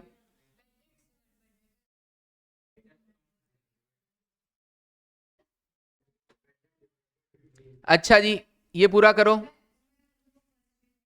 टू जनरल, हाँ, पी एंड एल, और कमीशन के लिए भले ही वर्किंग नोट नंबर क्या डाल देना, 2, general P and L account net profit. अब फटाफट देखते हैं भैया कि हमारा provision for discount on debtor कैसे आएगा। वर्किंग नोट नंबर 1,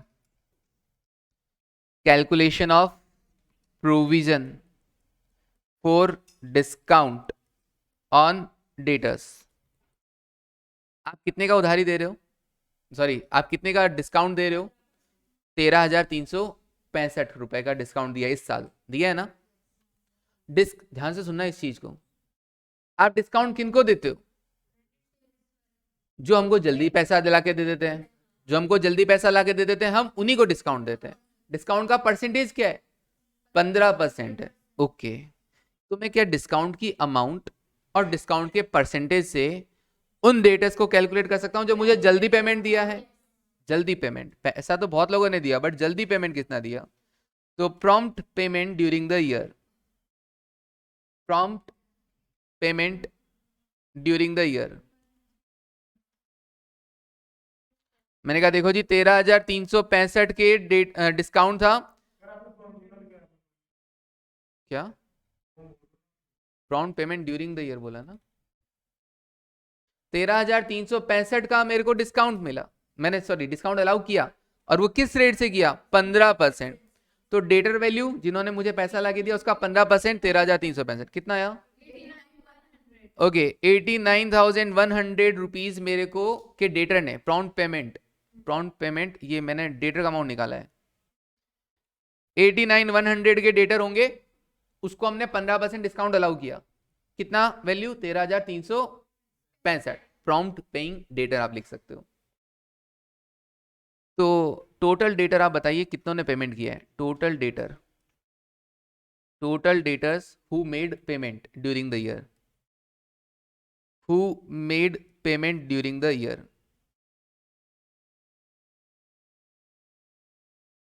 कितनों ने पैसा दे दिया आपको टोटल?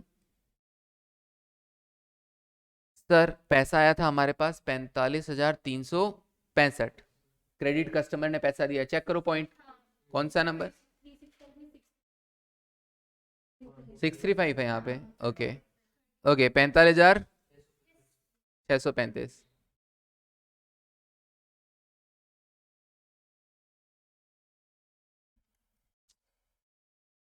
हाँ करो, 45,635 ने दिया, और 40,000 भी तो पैसा आया था, और प्लस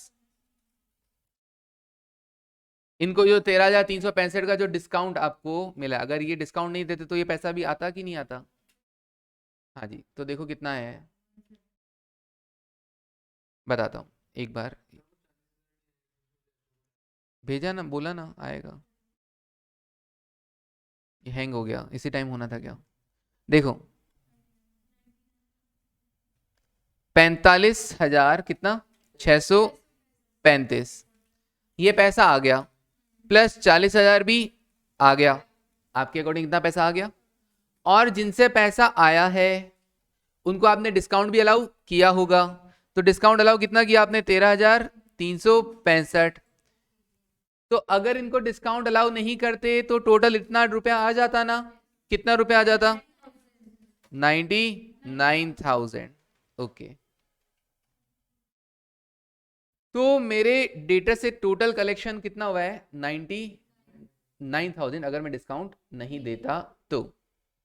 और मैंने डिस्काउंट कितने लोगों के, कितने डेटर्स को दिया? 89,100 को दिया। 89,100 की अमाउंट को मैंने डिस्काउंट दिया है। तो कितना परसेंट लोगों को डिस्काउंट दे दिया मैंने? कितना परसेंट लोगों को मैंने डिस्काउंट दे दिया? 90। ओके, तो देखो, लिखो परसेंटेज ऑफ प्रॉम्प्ट पेयर। कितने लोगों ने मेरे को जल्दी पैसा दे दिया? मैंने कहा देखो जी, मेरे पैसा अगर मैं डिस्काउंट नहीं देता तो ऑब्वियसली मेरे डेटर्स थे 99,000 के जो मुझे पैसा लाके देते। उसमें से मैंने 89,100 पेमेंट करने वालों को मैंने डिस्काउंट दिया है। इसका मतलब उन्होंने मुझे जल्दी पैसा दिया होगा। कितने लोग हो गए ऐसे? ले 90%। इस साल अगर मेरे को 90% लोगों ने जल्दी पैसा दिया है तो मैं मानता हूं कि अगले साल भी मेरे को 90% डेटर मुझे जल्दी पैसा देंगे और मुझे उनको डिस्काउंट देना पड़ेगा। अब मेरे क्लोजिंग डेटर्स कितने हैं? क्लोजिंग डेटर्स, तो प्रोविजन टू बी मेड, मेरे क्लोजिंग डेटर्स हैं 11,000 के। उसमें से मुझे लग रहा है कि 90% लोग मुझे पैसा जल्दी लाकर दे देंगे, और अगर वो मुझे जल्दी पैसा ला के देंगे तो मुझे उनको 15% का डिस्काउंट देना पड़ेगा। कितना? 1485। Okay, 1485 provision to be made, बस 1485। लास्ट वाला तो बहुत आसान है। टफ क्या था? ये वाली चीज पता लगाना। 89,100 भी पता लगाना मुश्किल नहीं है कि भैया 13,365 का डिस्काउंट है और 15% की रेट से है, तो इसका मतलब 89,100 के डेटर्स को अपन ने डिस्काउंट दिया है। अब ये पता लगाना है कि एक्चुअली अपने को total during the year total debtor ने कितना पैसा दिया। तो अगर हम डिस्काउंट नहीं देते तो हमारे पास 45,635 तो आ ही गए, 40,000 आ ही गए। डिस्काउंट नहीं देते तो 13,365 भी आ ही जाते, तो टोटल 99,000 आता। लेकिन 99,000 इसका मतलब हमारे टोटल डेटा से जिन्होंने हमको पैसा दिया उसमें से 89,100 को हमने डिस्काउंट दिया है। इसका मतलब 90% लोगों को हमने डिस्काउंट दिया है। अब 90% को इस बार डिस्काउंट दिया है, इसका मतलब नेक्स्ट ईयर भी 90% लोग अर्ली पेमेंट करेंगे, वो भी हमको डिस्काउंट देना पड़ेगा। तो हमारे जो क्लोजिंग डेटर्स हैं 11,000 के, उसमें से मुझे लग रहा है कि 90% लोग मुझे जल्दी पैसा दे देंगे, तो 9,900 रुपए के डेटर मेरे को जैसा पैसा जल्दी देंगे, उस पर 15% का डिस्काउंट कैलकुलेट, क्योंकि जो मुझे जल्दी पैसा देगा उस पर मेरे को डिस्काउंट भी देना पड़ेगा।